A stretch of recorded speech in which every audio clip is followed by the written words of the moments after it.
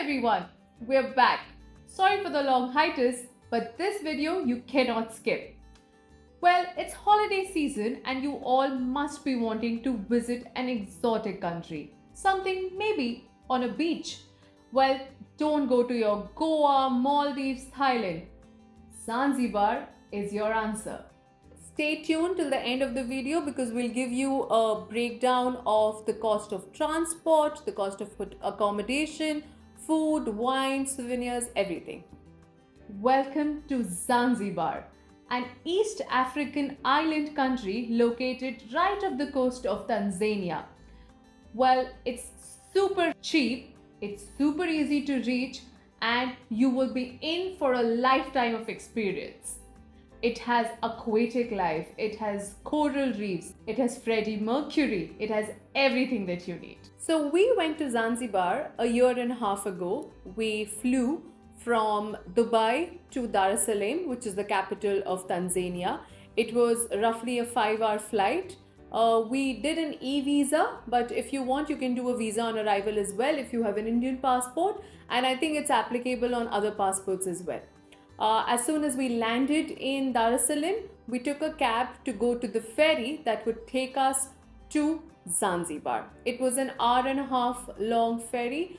It's super easy to get. There are ferries that run every hour or so. The last ferry is at 6 p.m. so you need to be extra careful that you get your time of your flight aligned to that. It was a bit of a choppy weather, so I would highly advise to take something comfortable. They have multiple levels within the ferry as well, so economy as well as business. We'll put all the details of what was the cost of the cab and the flight and also the ferry in the caption. Once we docked at Zanzibar port, we had a quick immigration, if I may say, and then we were off to the northern part of the island, which is called Nungwi.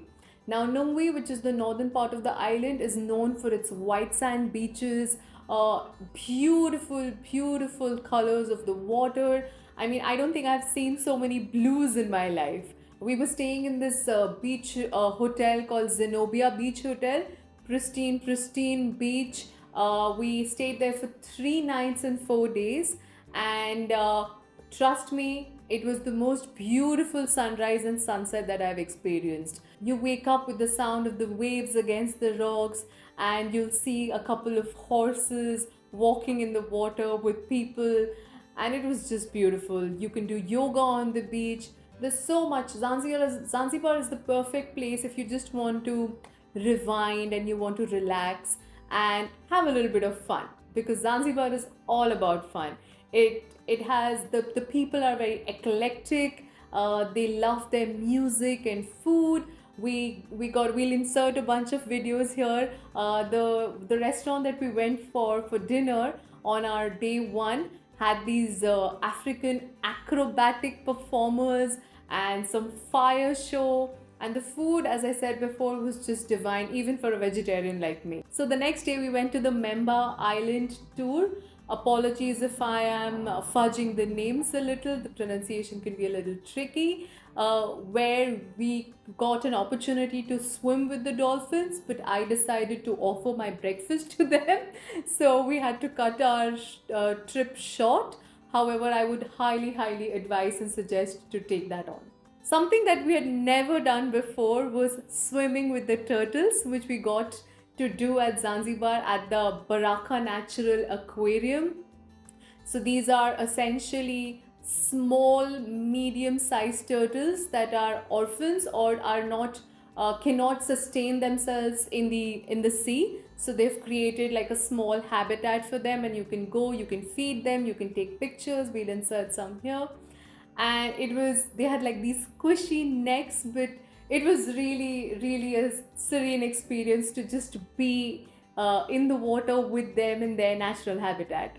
There was also a zoo where my husband Pranay decided to feed a little bird chirped up on his shoulder, and he was having some conversation. I think they bonded and she wanted to fly back with us. That was cute. But all in all, Nungwi, the northern part, was full of music, art. Oh my god, so the local market had so much art. small wooden handicrafts, paintings. In fact, we'll insert a picture here. We met this guy who was actually a professor of physics and is now also an artist. And it's not like he's done any previous training in, in drawing or sketching, but it was just so heartening to see people getting excited by the smallest things.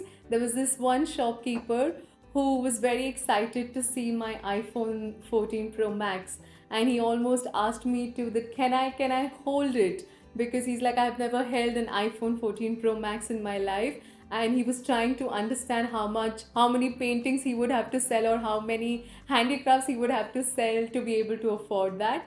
And that almost made me feel like, okay, we sometimes don't value the things that we feel that everyone has or everyone should have. But that was quite heartwarming and touching. On our day 4, we headed off to the main land, which is called Stone Town. This is a UNESCO World Heritage Site as well, and it's known for Freddie Mercury. You're right. The lead singer of Queen was actually born in Zanzibar, and what they've done is converted his childhood home into a museum. And my husband, being an avid fan of rock music and of Queen, did not miss a chance to visit this beautiful, beautiful home, which is now a museum.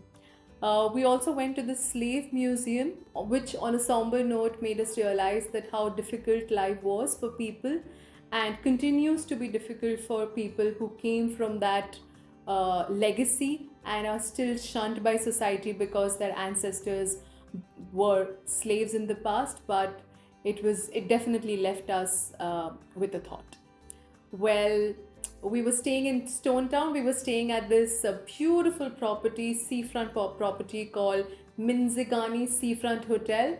Top marks for location as well as for the vibe. But I have to say that we weren't really impressed with the housekeeping, so maybe a 6 on 10. We also did a climb to the Zanzibar Coffee House, which had one of the most beautiful rooftop views of the entire city. All in all, Zanzibar was a beautiful and serene location for rewind and for relaxing, and it also leaves you with a thought.